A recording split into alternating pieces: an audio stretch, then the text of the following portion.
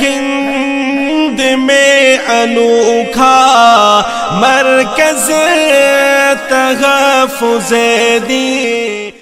اللہ کے نبی نے فرمایا المہدی من عطرتی، کہ مہدی میرے عطرت میں سے ہوگا۔ عطرت کہتے کسے؟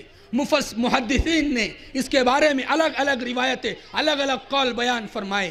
عطرت کہا جاتا ہے آل سادات کو، بعضوں نے کہا عطرت کہا جاتا ہے قریش خاندان کو، بعضوں نے کہا عطرت کہا جاتا ہے بنو ہاشم نبی کے گھرانے کو، لیکن سارے علماء جس پر متفق ہے اس کے بارے میں لکھا ہے عطرت کہا جاتا ہے ان لوگوں کو جن کو زکوٰۃ لینا جائز نہیں ہے نبی کی اولاد میں سے، اور وہ ابو لہب کی اور نسل کے علاوہ جتنے ہیں سب عطرت میں شامل ہے، ان کے لیے زکوٰۃ کا مال کھانا جائز نہیں ہے۔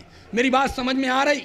میں اس میں ایک نقطہ آپ کو دینا چاہتا ہوں اور ایک بات بتانا چاہتا ہوں۔ اللہ کے نبی نے فرمایا کہ مہدی میرے عطرت میں سے ہوگے، تو بتاؤ میرے دوستو، اب جب مہدی، اے بچوں خاموش رہو، مہدی میرے عطرت میں سے ہوگے تو اب بتاؤ، عطرت کے معنی ہے جس کے لیے زکوٰۃ کا مال کھانا جائز نہیں، اور وہ نبی کا گھرانہ ہے۔ نبی کے گھرانے کے لیے، نبی کے خاندان والوں کے لیے زکوٰۃ کا مال جائز نہیں، سید زادوں کے لیے زکوٰۃ کا مال جائز نہیں۔ ہم پوچھنا چاہتے ہیں بتاؤ کتنا پاکیزہ وہ مہدی ہوں گے جن کے لیے زکوٰۃ کا مال جائز نہیں ہوگا۔ حضرت مہدی آئے گے، زکوٰۃ کا مال کھانا جائز نہیں ہے، کیونکہ حضرت مہدی کس کے نسل سے ہے؟ میرے اور آپ کے آقا کے نسل سے ہے۔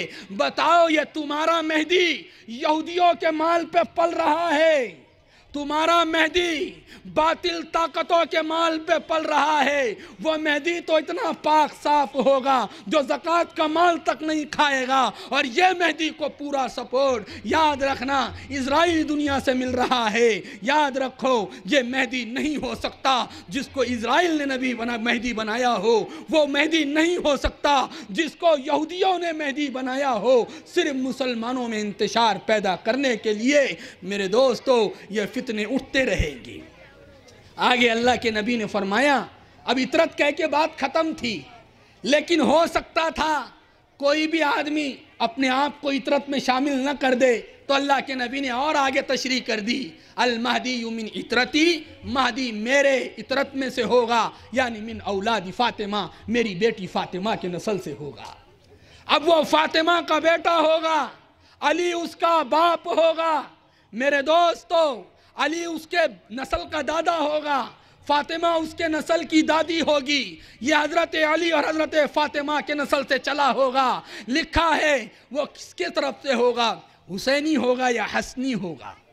حضرت حسین کے نسل کے آنے والوں کو حسینی کہا جاتا ہے، اور حضرت حسن رضی اللہ عنہ کے نسل سے آنے والوں کو حسنی کہا جاتا ہے۔ تو محدثین نے بڑی اچھی تدبیق دی، ددیال حسنی ہوگا، ننیال حسینی ہوگا، ماں حسینی ہوگی اور باپ حسنی ہوگا۔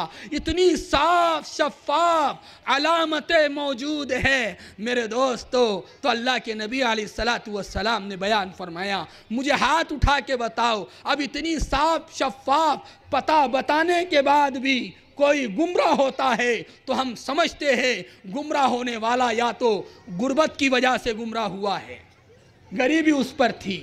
اس لیے امت کے مالداروں کی ذمہ داری ہے کہ جو لوگ اس دام فریب میں پھنس رہے ہیں ان کی ضرورتوں کا خیال کرے، ان سے جا کے پوچھے کیا تم مال کی وجہ سے غربت سے پریشان ہو کر تم نے اس جھوٹے مہدی کو مہدی مانا ہے؟ دوسرا، جہالت، ان لوگوں سے پوچھے کہ آپ کو علم ہے یا نہیں، آپ کے پاس صحیح علم آیا ہے یا نہیں۔ مجھے سند کی ضرورت اسی لیے پڑی تاکہ تمہیں پتہ چلے صحیح علم تو ان لوگوں کے پاس ہے، صحیح علم تو علماء کے پاس ہے، صحیح علم تو علماء دیوبند کے غلاموں کے پاس ہے میرے دوستو۔ اور تیسرا آدمی وہ جو شریعت کو اپنے عقل سے تولنا چاہتا ہے۔